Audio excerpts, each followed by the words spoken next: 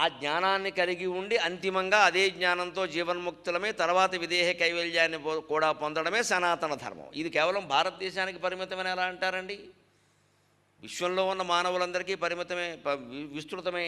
గ్రహించగలిగితే ఇతర జీవరాశులకు కూడా సరిపోతుంది. ఇది గ్రహించగలిగితే. గ్రహించలేవు కాబట్టి మానవులు అంటున్నాం మనం, అంతే. అందుకని దీన్ని భేదం లేకుండా అన్ని దేశాల్లోనూ బోధించవలసిన అవసరం ఉంది. కాబట్టి రామకృష్ణ పరమహంస వదిలినటువంటి అర్జునుడి బాణం పాశుపతంలాగా వదిలాడు మహానుభావుని వివేకానందుడిని. ఆ బోధించే ముందు ఆయనకు ఒక అనుభూతి, సాక్షాత్కారం, జ్ఞానం కలక్కపోతే అది పూర్తి నమ్మకంతో బోధించలేడు. కాబట్టి నా మాటలు నువ్వు బోధించడం కాదయ్యా, నేను పొందినటువంటి అనుభూతి నువ్వు పొందాలి కదా అని తానై పిలిచెను రామకృష్ణుడు వినూత్న స్పరిశనందించే. తానై పిలిచెను రామకృష్ణుడు వినూత్న స్పరిశనందించే. ఏదో నవ్యానుభవంబునందుచు నరేంద్రుండే వివేకంబునందానందంబున తెలియాడెను. ఏదో నవ్యానుభవంబునందుచు నరేంద్రుండే వివేకంబునందానందంబున తేలియాడెను. భయవ్యాఖ్యానముల్జేయుచున్ జ్ఞానానందమరంద బిందులహరీ స్నానము సామాన్యమా. తానై పిలిచెను రామకృష్ణుడు. ఊరికే దర్శనానికి వచ్చి అక్కడ నిలబడితే 200 మందిలో నెక్కరేసుకున్న అబ్బాయి ఆయన ఎలా రమ్మని అన్నాడు. అది జన్మాంతర సంస్కారము అంటే. అక్కడ మనం కర్మసిద్ధాంతం, జన్మాంతర సంస్కారం అక్కడ నమ్మాలి. అటువంటి సంఘటన జన్మాంతర సుకృతం వల్ల తప్ప జరగదు. మనం అనుకుంటే వచ్చేది కాదు. నన్ను బెలవమనండి అంటే ఎవరు బెలవరు. చీటీలు పంపిస్తే కుదరదు అక్కడ. అటువంటి గురువుల దగ్గర చీటీలు పనిచేయవు. వాళ్ళకి చీటింగులు తెలియవు. వాళ్ళ దృష్టి పడాలంతే. వాళ్ళ దృష్టి పడాలి. కొంతమంది పీఠాధిపతులు మన దగ్గర ఇప్పుడే కంచిపీఠం, శృంగేరి పీఠం, రామకృష్ణ మఠం సహా ఉత్తరాధికారుల్ని వారు ఎలా ఎంపిక చేస్తారంటే జాతకాలు చూడరండి, వయస్సులు చూడరండి, రికమెండేషన్లు పట్టించుకోరండి. వారి దగ్గర శిష్యులుగా ఉన్న వారిలో వారి దృష్టి పడుతుంది ఎవరి మీదో, అంత ఈయన మనకు వస్తాడు, నా తర్వాత ఈయన, అంతే. వెంటనే కంచిపీఠం, శృంగేరి పీఠం అయితే వాళ్ళని 10 ఏళ్ల వయస్సులో గమనిస్తారు, తీసుకుని అక్కడ మొత్తం వేదాలు నేర్పిస్తారు, తర్వాత ఉత్తరాధికారిగా ప్రకటిస్తారు. అంతేగాని ఉన్నవాళ్ళలో మనకు కావలసిన వాడు కూడా వంట బ్రాహ్మణుడు బాగున్నాడు కదా అని వాడిని ఉత్తరాధికారి కింద ప్రకటించరు. ఇప్పుడు మనకు అనుంగు శిష్యుడు, ఆస్తులని కాపాడతాడు అని ఒక ఎమ్మెల్యే మళ్ళీ తన కొడుకు టికెట్ ఇచ్చినట్టే ఉత్తరాధికారిని ప్రకటిస్తే అయిపోయినట్టే. కొడుకు ఎందుకు టికెట్ ఇస్తారు? నాయకులు వీళ్ళు చేసిన వేషాలు బయటపడకుండా ఉండాలి. ఎందుకంటే ఇదంతా నీకోసమే చేశానరా అని చెప్పడానికి. వాడు కాదనలేడు, మరి ఇంకోటి పెట్టాడు అనుకోండి, వాడు బయట పెట్టేస్తాడు. కొడుకైతే బయటపడే మా నాన్న నా కోసమే, తండ్రి వీడు కలిసే దోచుకున్నారు దేశాన్ని, సఖేంద్ర తక్షకాయ స్వాహ అని, అందుకే టికెట్ ఇస్తారు. అలాగే మనం పీఠాధిపతులు కూడా ఇస్తే ఇంకేముంది, ఇంకా ఉత్తరాధికారి ప్రకటించడానికి ఏమిటి యోగ్యత అంటే ఆయన మహాయోగి ఉండాలి. ఇన్ని వేల మందిలో ఒక్కరిని గమనించగలగాలి. అది దివ్య దృష్టి, తపో దృష్టి ఉంటే తప్ప సాధ్యం కాదు. ఇది అటువంటి చోట మఠాలు విఫలం కావు. ఆ తేజస్సే వారిని కాపాడుతుంది. అలాగా యోగ దృష్టి పనిచేస్తుంది అక్కడ. అందుకని ఆయన పనిచేసింది, అందుకని తానే పిలిచాడు. ఏమిటి రావయ్యా, పైగా ఈయన వేసిన ప్రశ్న ఏమిటి? దేవుణ్ణి చూశారంటే చూశాను, నిన్ను చూస్తున్నందుకు స్పష్టంగా చూశానన్నాడు. నాకు చూపిస్తాను రమ్మన్నాడు ఆయన. ఇంత స్పష్టంగా ఉండాలి. అందుకే వివేకానందుడి భాషణ కూడా అంత స్పష్టంగానే ఉంది. ఆయన వేసిన ప్రతి ప్రశ్నకి జవాబు టక్ అని చెప్పేవాడు, అంతే. వెంటనే దానికి ఇంకా వ్యాఖ్యానాలు, వివరణలు ఉండవు. ఇంకా దేవుడు ఎక్కడున్నాడు అంటే మామూలుగా మా బోటుగాళ్ళు చెప్పేవాళ్ళు ఎవరన్నా అంటే, అంతటా నిండి ఉన్నాడు దేవుడు నాయన, నీలో ఉన్నాడు, నాలో ఉన్నాడు, అంతటా ఉన్నాడు. ఏదండి చూపి, అంతటా ఉన్నాడు నాయన, నువ్వు గ్రహించాలి, దానికి కొన్ని జన్మలు పడుతుంది, ఎందుకంటే ఈయన గ్రహించలేదు కాబట్టి. ఇదంతా ఊరికే విపరీత వ్యాఖ్యానం. ఇది ఈ గ్రహించలేదని చెప్పరాదా? దీన్ని సంస్కృతంలో పిష్టపేషణం అంటారు. పిసికిందాన్ని అలా పిండి పిసుకుతూ కూర్చోవడం. ఇక్కడ ఎప్పటికీ చపాతీ రాదు. ఆ చపాతీ ఎలా వేయాలో తెలియక పిండి పట్టుకుని ఇలా ఎంతసేపు నలుపుతావు ఊరికే. అక్కడ వేడిని చేత కాకపోతే ఎవరినో అడుగు, సీనియర్ ఆర్టిస్ట్ వచ్చి వేసేస్తారు. చేత కాకపోతే ఏం చేస్తాడు? నా బోటు కానీ చపాతీ వేయమంటే నాకు తినడం చేతనం ఉండదు, వేడిని చేత కదా, అందుకని పిండి పెట్టుకుని ఇలా నొక్కుతూ కూర్చున్నాడు. దాన్నే పిష్టపేషణం అంటారు సంస్కృతంలో. ఇది చెప్పడం చేత కాకపోతే, జ్ఞానం లేకపోతే ఇంతే, దాన్నే నలుపుతూ కూర్చోవడం ఒక గంట. ఇక్కడ తెమలదు అది. ఎందుకంటే ఈయనకి దైవం కనపడలేదు, అదేమిటో తెలియదు. అందుకని అక్కడ ఉన్నాడు, ఎంతటా ఉన్నాడు, నీలో ఉన్నాడు, నాలో ఉన్నాడు, అన్నీ తానై ఉన్నాడు. ఏమిటి ఇదంతా? మాకు అర్థం కావట్లేదు. ఇక్కడ ఇది మైకులాగే ఉంది, అది తివాసీలాగే ఉంది, ఇది పుష్పగుచ్చంలాగే ఉంది, వీడు గరికపాటి నరసింహరావులాగే ఉన్నాడు. దేవుడు ఉన్నాడంటే నేను ఎక్కడ మనం ఇవన్నిటికీ పేర్లు పెట్టాం. మంచిది, ఈ పేర్లు తీసేస్తే కానీ విషయం తెలియదు. అదేనా చెప్పాలి కదా, చెప్పడం. ఆయన అలా చెప్పాలి. ఈ చర్చ అంతా అనవసరమైన దా అని అలా ఒక చెయ్యి కుడిపాదంతో ఆయన కుడి తొడను స్పృశించాడు అంతే. అంతే హస్తమస్తక సంయోగంలో ఆయనకి సాక్షాత్కారం అయింది. భయ వ్యాఖ్యానాలు చేశాడు అనమాట. స్వామి స్వామి నన్నేం చేస్తున్నారు, నేను దివ్యానంద మరంద బిందు లహరి స్నానంలో ఉన్నాను, కానీ నాకు బాధ్యతలు ఉన్నాయి, నాకు నలుగురు చెల్లెళ్ళు ఉన్నారన్న. అవి గుర్తొస్తున్నాయి ఆయనకి. వెంటనే కిందికి దించాడు. చెల్లెలు నీకే కాదయ్యా, దేశంలో అందరికీ ఉన్నారులే, వాళ్ళ గురించి నువ్వు కంగారు పడవలసింది. ఇంత దర్శనం నీకు జయించింది చెల్లెళ్ళ పెళ్లి కోసం కాదయ్యా. అవన్నీ జరుగుతాయి, పెద్ద విషయం కాదు. నువ్వు వెళ్ళి నేను చెప్పిన పని చేయి. ఎందుకని ఇది సనాతన ధర్మం. విశ్వమంతా వ్యాపించవలసిన ధర్మం తాను ఉన్న చోట కూడా దెబ్బతింటోంది. పుట్టింట్లోనే గౌరవం లేనటువంటి స్త్రీకి వేరే చోట ఉండదండి. ముందు పుట్టింట్లో ఉండాలి గౌరవం. పుట్టింటి వాళ్ళే గౌరవించకపోతే వేరే వాళ్ళు ఎక్కడి నుంచి గౌరవిస్తారు? మా అత్తారింట్లో నాకు గౌరవం లేదు అంటే పుట్టింట్లో ముందు ఉంటే పోనీ అయ్యో నా ఇంట్లో నాకు ఇంత గౌరవం ఉందో చెప్పుకో. అత్తారింట్లో గౌరవం ఉండాలంటే ముందు పుట్టింట్లో ఉండాలి. అన్నదమ్ములు, తల్లి, తండ్రి ఉంటే ఆ గౌరవం ఉంటే అయ్యో మా భరత వంశము వచ్చి తందు పాండు భూవరుణకు గోడాలైతే గర్వంగా చెప్పుకోవచ్చు. ద్రౌపదీదేవిలాగా వరమున పుట్టిదిని భరత వంశము వచ్చింది. పుట్టింట్లోనే ఆ గౌరవం జరిగితే ఏం చెప్పుకుంటాం? ఇవాళ సనాతన ధర్మం పరిస్థితి ఎలా ఉంది అంటే భగవంతుడి దేవల్ల 10 ఏళ్ళుగా బాగానే ఉంది, పర్వాలేదు, కొంత ప్రచారమైనా జరుగుతుంది, వింటున్నారు జనం. కానీ అంతకుముందు చాలా ఘోరంగా ఉండేది పరిస్థితి. 1990కి ముందు 2000 సంవత్సరానికి ముందు మేమంతా చూసామమ్మా. అప్పటికి మాకు 40 ఏళ్ళు ఉన్నాయి కదా. చాలా ఘోరంగా ఉంది పరిస్థితి. ఏమి ఇలాంటి సభలు పెడితే ఇలాంటి మంది కాదమ్మా, 25 మంది ఉంటే ఎక్కువ. ఆ 25 మంది కూడా ఎవరో ఒత్తులు చేసుకోదగిన బామ్మలు. కార్తీక మాసం ఒత్తుల డబ్బా పట్టుకుని తయారు. ఎందుకంటే పుణ్యం అమ్మా కాస్త అటు చెప్పాం. అలాంటి సభల్లో కూడా చెప్పాం. ఒత్తులు చేసుకోదగిన బామ్మలు వృత్తులు మాను వృద్ధులు రిటైర్ అయిపోయిన వాళ్ళు. ఇంకా ఏ పని లేదు, పోన్లే 2 మొక్కలు చెబుతున్నట్టు విందాం. ఏటా మొక్కలో గారి మొక్కలా, బూరు మొక్కలా? ఏం మొక్కలు వింటావు నువ్వు? నీకేం ఎక్కదు, ఏం అక్కర్లేదు, ఊరికే వింటావు. వినేం చేస్తావు ఇప్పుడు 70 ఏళ్ల వయసులో? ఏం చేయడానికి ఉండదు. పైగా పూర్వం ఒక ఆయన ఉండేవాడండి, ఇంకా ఎలా ఆయనతో పోలుస్తాడు నన్ను బట్టుకెళ్ళి. ఇక్కడ ఒత్తులు చేసుకోదగిన బామ్మలు ఆ రోజుల్లోనే ఒళ్ళుమండి రాసుకున్న పద్యం ఇది. ఇదేమి సభరా బాబు అని. ఒత్తులు చేసుకోదగిన బామ్మలు వృత్తులు మాను వృద్ధును నెత్తిన తెల్ల వెంట్రుకల నీల్గులు. జుట్టంతా నెరిసిపోయింది. ఇంక ఈయన వేదాంతం దేనికి? ఆయన జుట్టు చూసుకుంటే అర్థమైంది. ఇంకా నెత్తిని తెల్ల వెంట్రుకల నీల్గులు దేవుడు దెయ్యమంచెదో ఒత్తురు కురు నిద్రపోదురిట. పైగా శుభ్రంగా సమ్మని చూసుకుంటారు, హాయిగా జారపడతారు. ప్రసాదం పెట్టేటప్పుడు లేపవే అని పడుకుంటారు. ఇక్కడ ప్రసాదం ముఖ్యం, ఎందుకంటే దాంట్లో ఏదో మహిమ ఉంది. ఆ మహిమ ద్వారా ఏదో జరిగిపోవాలి. మన కృషి ద్వారా ఏం జరగదు, ప్రసాదం ద్వారా జరిగిపోవాలి. ప్రసాదం ద్వారా జరిగిపోవాలి. అందుకే మనం దేవుడికి నైవేద్యం పట్టిన ప్రసాదం కోసం దెబ్బలాడేసుకుంటాం. దాంట్లో ఏదో దివ్యశక్తి ప్రవేశించింది, అది మనలో ప్రవేశించింది. అంతకంటే ముందు దెయ్యం ప్రవేశించింది మనలో. ఈ దెయ్యం ఇందులో ఉన్నాక ఏ దివ్యశక్తి ఏం చేయలేదు. ఇక్కడ దెయ్యాన్ని వెళ్ళగొట్టాడు. ఆ దివ్యశక్తి రావాలి, ఏదో చెయ్యాలి. అందుకే మనం ప్రసాదాలకి, తీర్థాలకి, శేషవస్త్రాలకి ఇచ్చిన ప్రాధాన్యాన్ని జ్ఞానానికి ఇయ్యం అసలు. ఆ శేషవస్త్రం తీసుకోవడం పెద్ద గొప్ప కింద మాట్లాడతారు అంతే. ఇంకా అది పెట్టుకెళ్ళి ఇంట్లో పెట్టుకోవాలి. కట్టుకోవడం ఎవరికి ఇవ్వడం.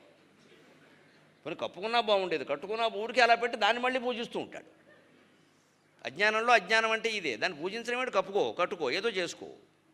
అలా పెడతాడు, దాన్ని గౌరవిస్తాడు అంతే. అక్కడ అది నిజంగా మనకి ప్రయోజనం కదా. దానికి నిజంగా మహిమ ఉందనుకో. మహిమ ఉంటే మనం భుజం మీద వేసుకోవాలి కదా.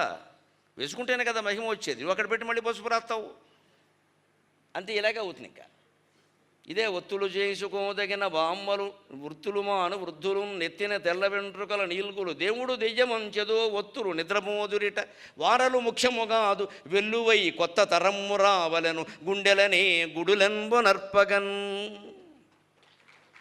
అని 20 ఏళ్ల క్రితం 2000 సంవత్సరంలో నేనే ఏడిస్తే దేవుడు కరుణించి ఇలాగా మొత్తం అందరినీ రప్పించాడు. ఇక్కడ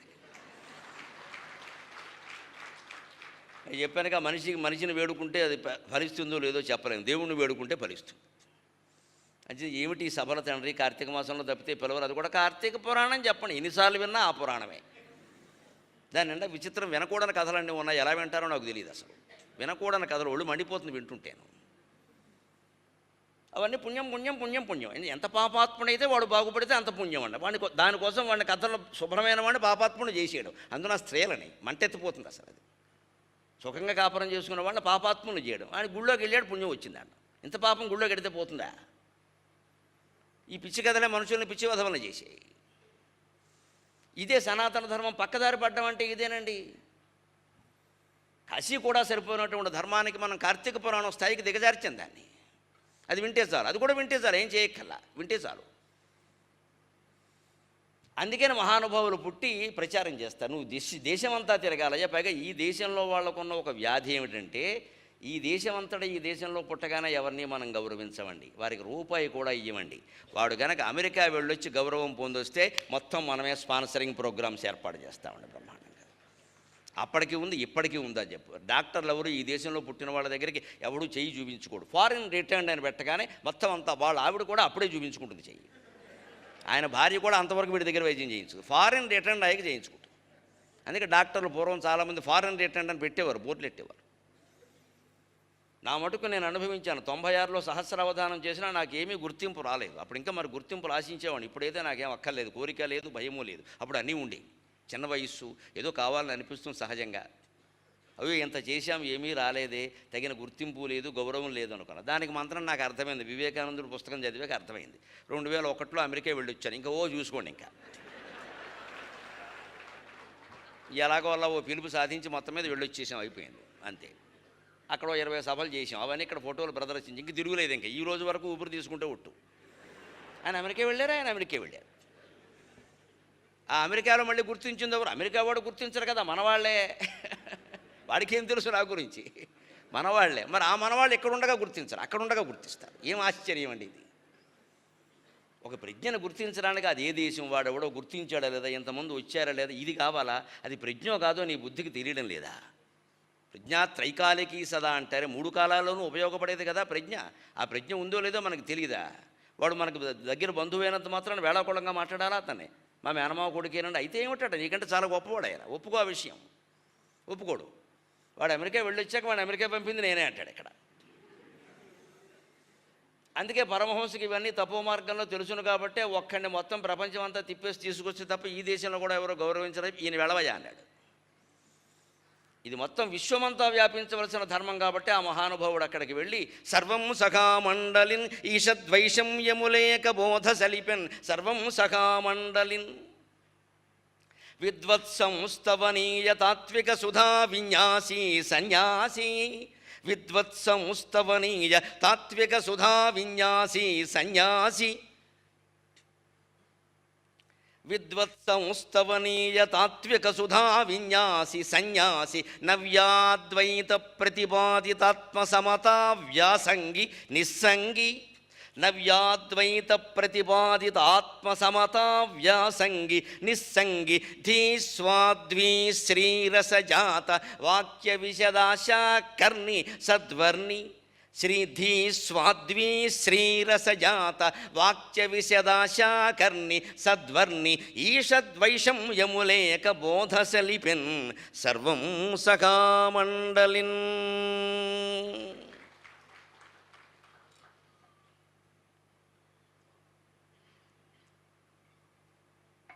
ఇంత జటిలమైన పద్యం చదివినా వెంటనే చప్పట్లు కొట్టగలిగేవాళ్ళు కొంతమంది అయినా ఉన్నందుకు సంతోషం.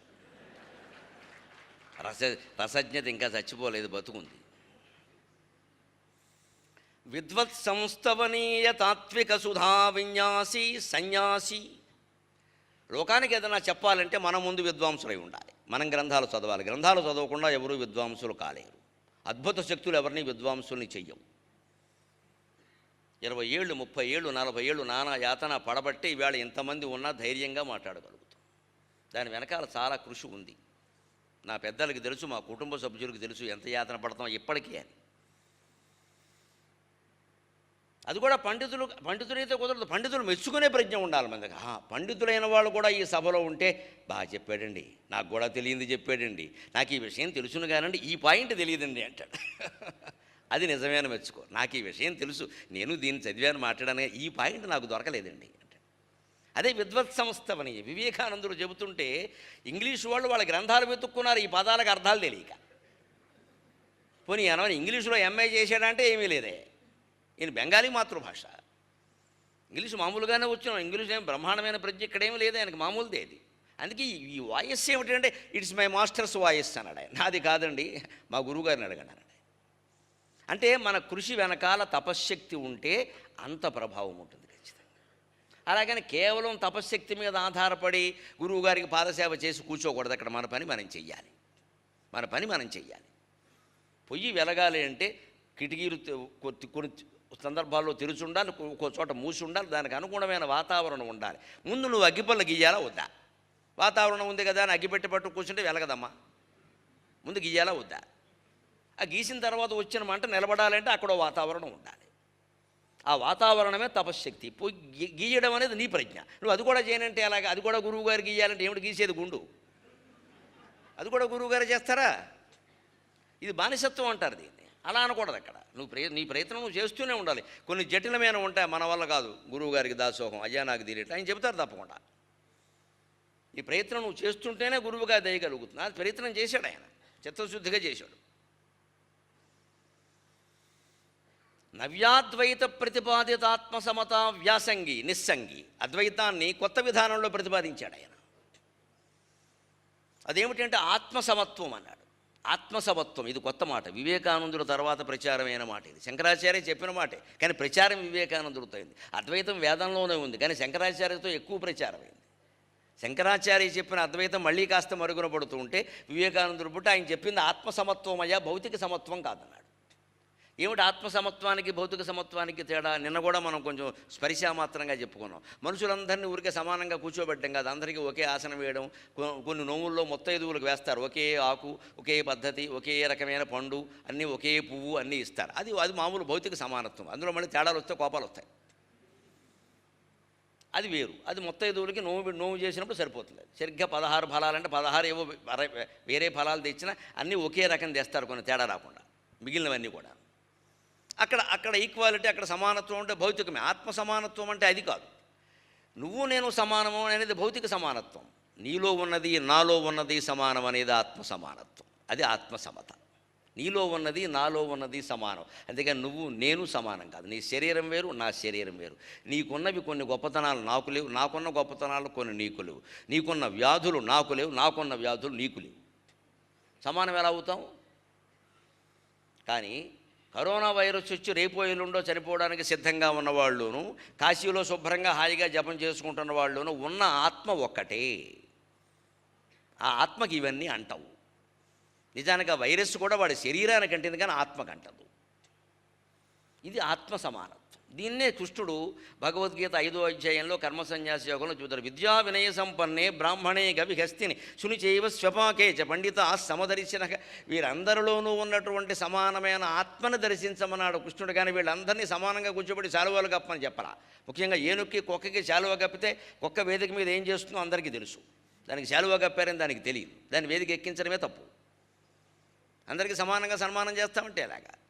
ఏనుగు అందరినీ తొక్కి పారేస్తుంది. ముందు ఈ బ్రాహ్మణుడు పారిపోతాడు ఏనుగుని చూడగానే, మనకెందుకు వచ్చిన గొడవని. అదే నువ్వు చేసేది. అది దాన్ని ఈయన సరైనటువంటి ఉదాహరణలు చెప్పి, కొత్త రకం ఉదాహరణలు చెప్పి వ్యాఖ్యానం చేసి జనంలో ప్రచారం చేశాడు. నవ్యాద్వైతం అంటే అర్థం అది. అద్వైతాన్ని కొత్త ఉదాహరణలతో ప్రచారం చేశాడు. దానికి తగినవి ఇప్పుడు మాయా మాయా మాయా చాలామంది చెప్పలేకపోయిన మాట. శంకరాచార్య కూడా వివేక చూడమణిలో చెప్పే ప్రయత్నం చేశారనే అంటాను నేను. స్పష్టంగా చెప్పగలిగారని నేను అనలేకపోయా. నన్ను మన్నించండి తేడా ఉంటే. కానీ వివేకానందుడు మాయా అనే చిన్న పుస్తకం మీకు రామకృష్ణ మఠం గ్రంథాలయంలో దొరుకుతుంది. చిన్న పుస్తకం, ఒక 20 పేజీలు కూడా ఉండదు. అది చదివాక నాకు మాయ ఏమిటో బాగా అర్థమైంది. అమ్మయ్య బ్రహ్మాండంగా చెప్పవయ్యా అనుకున్నాడు. అది చదవండి. మాయ అంటే ఏమిటి, మాయ అంటారు ఏమిటి అనకండి. శంకరాచార్య చాలా విశేషంగా చెప్పారు. భిన్నాప్యభిన్నాప్యుభయాత్మికానో సన్నాప్యసన్నాప్యుభయాత్మికానో సాంగాప్యనంగాప్యుభయాత్మికానో మహాద్భుత అనిర్వచనీయమాయ. దానికి వ్యాఖ్యానం 3 పేజీలు రాశారు. నాకు ఎందుకో అంత చదివినా తెలుస్తోంది, కానీ స్పష్టంగా లేదు. మొత్తం మాయ అనే గ్రంథంలో వివేకానందుడు ఒక్క మాటలో ఈ ప్రపంచం నడిచే క్రమాన్ని యథాతథంగా తెలియజేసే మాటే మాయా అన్నాడు ఆయన. ఇది మాయ, నీకు అర్థమైందో చూసుకోవాలన్నాడు. ఈ ప్రపంచం నడిచే క్రమాన్ని యథాతథంగా తెలియజేసే మాట. ప్రపంచం ఎలా నడుస్తుందంటే నడుస్తున్న విధానమే మాయ. ఇవాళ ఉన్న మాట రేపు ఉండటం లేదు. ఇవాళ ఉన్న మనిషి రేపటికి మారిపోతున్నాడు. ఇవాళ ఉన్న వైభవం రేపటికి ఉండలేదు. ఇవాళ ఆకాశ స్థాయిలో ఉన్నోడు రేపు పాతాళానికి పడిపోతున్నాడు. చిన్న పొరపాటు కారణంగా, చిన్న పొరపాటు. మంచివాడిని గురించి దుష్ప్రచారం జరుగుతుంది, చెడ్డవాడిని గురించి సత్ప్రచారం జరుగుతుంది. మాయ కాకపోతే ఏమిటమ్మా? మన పిల్లలే, మన అబ్బాయి మన అమ్మాయి చిన్నప్పుడు మనం అంటే భయపడిపోయారు. 10 ఏళ్ల వరకు తండ్రి కొడుకు భయపడతాడు. వీడికి 20 ఏళ్ళు వచ్చాక తండ్రి భయపడుతున్నాడు. మాయ, మహామాయ. మా అబ్బాయి ఏం చేస్తాడో ఈ భయం వేసింది. ఇదివరకు తండ్రిని చూస్తే చాలు వీడికి లాగు తడిచిపోయేది. ఇప్పుడు తండ్రికి భయంగా ఉంది. ఏమో ఈ రోజుల్లో పిల్లల మాట వింటలేదండి. వచ్చేటప్పుడు తండ్రి ఇక్కడికి రాజీకి. ఇది మాయ. ఒకే భర్త, అదే భర్త పెళ్ళి అయిన కొత్తలో భార్య గురించి ఒక వ్యాఖ్యానం చేస్తాడు. 3 ఏళ్ళు అయ్యేసరికి ఆడాళ్ళతో పడ్డం కష్టమండి. ఎంతమందితో పడ్డాడో. ఇప్పుడు 3 ఏళ్ళలో ఆయనకి అప్పుడే బొబ్బు కట్టేసి, మరి ఆవిడకైనా బొబ్బులు కట్టుంటాయి, ఆవిడ కూడా కట్టుంటాయి కదా. మాయా. ఈవిడ నమ్మేసింది పాపం, నిజంగా అలాగే నమ్మేస్తాడని. కళాశాలలో ఉండి ప్రేమలో పడ్డ రోజుల్లో నీవేనా ప్రాణం అపానం యానం ఉదానం అన్నాడు. తర్వాత 2 ఏళ్ళు కాగానే ఫోన్ చేస్తే తీట్లా. పెళ్లి చేసుకోవడం పాపం తీట్లా. ఎందుకంటే తీస్తాం, ఉద్యోగంలో ఉన్నావా? అంతకుముందే ఉద్యోగంలో ఉన్నావు, చదువు మానేసి ఇదే ఉద్యోగంలో ఉన్నాడు.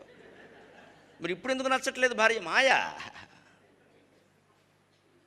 అంటే మన ఆకర్షణలన్నీ తాత్కాలికమే.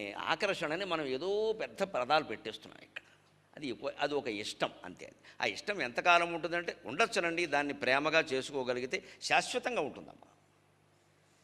కానీ చాలా కష్టం అది. ఎందుకంటే ఇష్టంలో ఎప్పుడూ షరతులు ఉన్నాయి. ఇష్టపడుతున్నామంటే మనం ఈ చపాతీ అంటే నాకు ఇష్టం అని ఎందుకు అంటున్నావు నువ్వు? అందులోకి నీకు ఇష్టమైన కూర ఒకటి వేశారు అక్కడ. ఆ కూర లేకపోతే నీకు అది ఇష్టం కాదు. ఆ చపాతీ అలా ఉండకపోతే నీకు ఇష్టం కాదు. ఎలా ఉన్నా చపాతీని ఎలా ఇష్టపడతామో తెలుసా? చపాతీ చేసిన మనిషి భార్య అయిందనుకోండి, ఆ భార్యను ఇష్టపడ్డామనుకోండి, చపాతీ ఎలా ఉన్నా ఇష్టంగానే ఉంటుంది. నువ్వు చేస్తే ఏదైనా బాగానే ఉంటుంది. అదేమిటండి నేను తిన్నాను బాగాలేదు మీకు ఎలా నచ్చిందంటే నువ్వు నచ్చావు అందుకని చపాతీ కూడా నచ్చింది. అనుభవం మీద చెబుతున్న మగాళ్ళందరూ ఇటువంటి డైలాగ్ ఒకటి వేస్తూ ఉండండి.